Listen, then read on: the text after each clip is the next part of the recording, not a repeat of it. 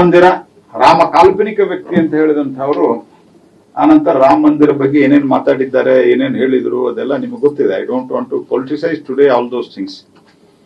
ರಾಮ ಮಂದಿರ ಬಗ್ಗೆ, Kashi Vishwanath corridor, Mahakal project, ಈ ಎಲ್ಲ ಸಂಗತಿಗಳ ಜೊತೆಗೆ ನಮ್ದು ಅಗ್ರಿಕಲ್ಚರಲ್ ಬಗ್ಗೆ ಹೇಳೋದಾದ್ರೆ, ಅಗ್ರಿಕಲ್ಚರಲ್ ಬಜೆಟ್ ಇದು ಬಹಳ ದೊಡ್ಡ ಪ್ರಮಾಣದಲ್ಲಿ ನಾವು ಇರಿಸಿದ್ವಿ. ಅದರ ಫಿಗರು ನಾನು ನಿಮಗೆ ಒಂದು ನಿಮಿಷದಲ್ಲಿ ಕೊಡ್ತೇನೆ. ಅದರ ಜೊತೆಗೆ ಎಜುಕೇಶನಲ್ ರಿಫಾರ್ಮ್ಸ್ ತಂದಿದ್ದೇವೆ. ಡಿಫೆನ್ಸ್ ಫೋರ್ಸ್ ನಲ್ಲಿ ಹೈಯೆಸ್ಟ್ ಪೈಲಟ್ಸ್ ವುಮನ್ ಇರುವಂತಹದ್ದು ದೇಶ ಜಗತ್ತಿನಲ್ಲಿ ಭಾರತ ನಂಬರ್ 1. ಸೊ ಇದರ ಜೊತೆಗೆ ಸ್ಟಾರ್ಟ್ಅಪ್ ಇಕೋ ಸಿಸ್ಟಮ್ 100-120 ಸ್ಟಾರ್ಟ್ಅಪ್ ಇದ್ದಿದ್ದು ಇವತ್ತು 1 ಲಕ್ಷಕ್ಕಿಂತ ಹೆಚ್ಚು ಸ್ಟಾರ್ಟ್ಅಪ್ಗಳು ದೇಶದಲ್ಲಿ ಇದಾವೆ. More than 1 lakh startups. ಮತ್ತು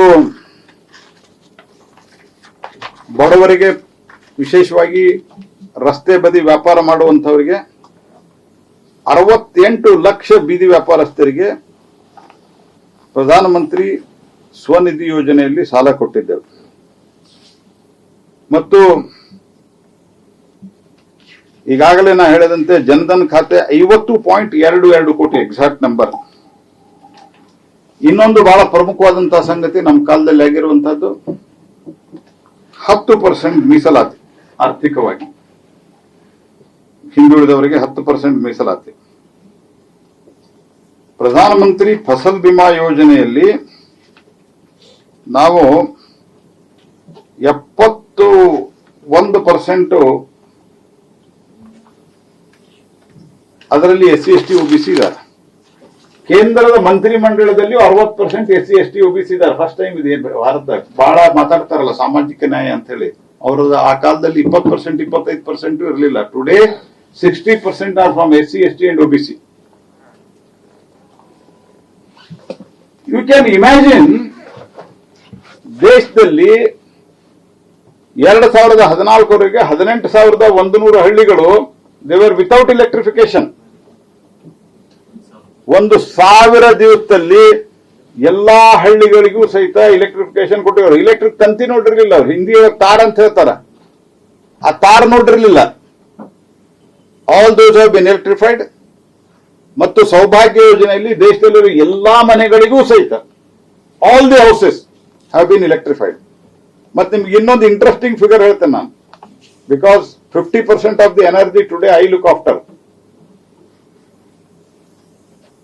240 ಗಿಗಾವಾಟ್ ವಿದ್ಯುತ್ ಜನರೇಷನ್ ಆಗ್ತಿದ್ರೆ 2014ವರೆಗೆ 60 ವರ್ಷದೊಳಗೆ ಆಸ್ ಆನ್ ಡೇಟ್ ಕೇವಲ 10 ವರ್ಷದೊಳಗೆ 2024ರ ಅಂತ್ಯದ ಫಿಗರ್ಗಳನ್ನ ಹೇಳ್ತಾ ಇದ್ದೀನಿ. 460 ಗಿಗಾವಾಟ್ ವಿದ್ಯುತ್ ಅನ್ನು ಉತ್ಪಾದನೆ ಮಾಡ್ತಾ ಇದ್ದೀನಿ. 460 ಗಿಗಾವಾಟ್.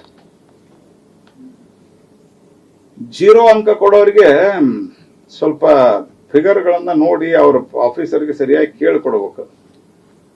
ಜನ ಮೋದಿ ಸರ್ಕಾರವನ್ನ, ಮೋದಿಯವರನ್ನ ಹೀರೋ ಮಾಡಿದ್ದಾರೆ. ಆದ್ರೆ ಅದನ್ನ ತಿಳ್ಕೊಳ್ಳುವಂತ ಬುದ್ಧಿ ಜೀರೋಗಳಿಗೆ ಇಲ್ಲ ಅನ್ನೋ ಕಾರಣಕ್ಕಾಗಿ 0 ಮಾರ್ಕ್ಸ್ ಕೊಡ್ತಾರೆ.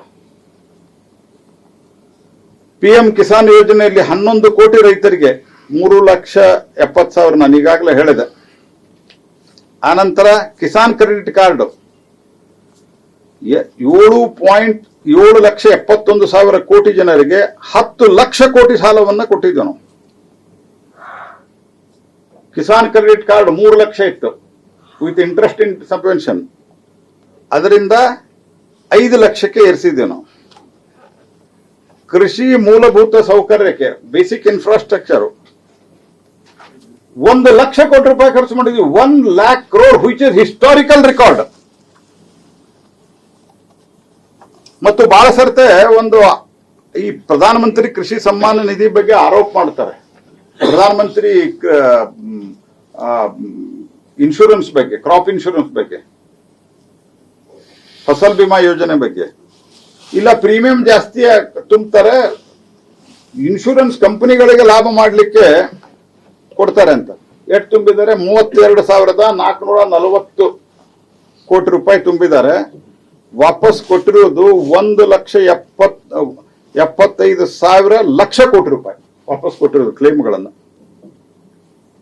24 ಕೋಟಿ ರೈತರಿಗೆ ಇದರ ಲಾಭ ಆಗಿದೆ. People without knowing the facts they talk.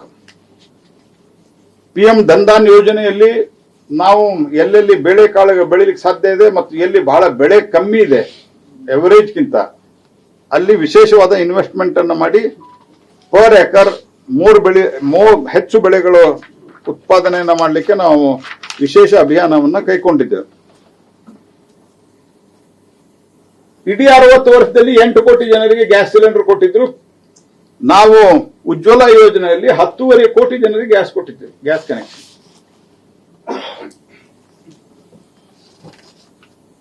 ಮತ್ತು ಸೆಕ್ಸ್ ರೇಷಿಯೋ ಅವಾಗೇನಿತ್ತು 1,000ದಿಂದ 1,000ಕ್ಕೆ 988 ಇತ್ತು. ಇವತ್ತು 1,000ಕ್ಕೆ 1,020 ಆಗಿದೆ.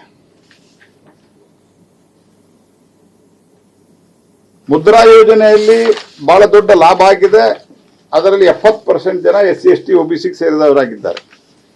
ಮೆಟರ್ನಿಟಿ ಮಾರ್ಟಾಲಿಟಿ ರೇಟ್ 167ರಿಂದ 80ಕ್ಕೆ ಬಂದಿದೆ. ಹೆರಿಗೆ ರಜೆಯನ್ನ 12 ವಾರಗಳಿಂದ 26 ವಾರವರೆಗೆ ಏರಿಸಲಾಗಿದೆ.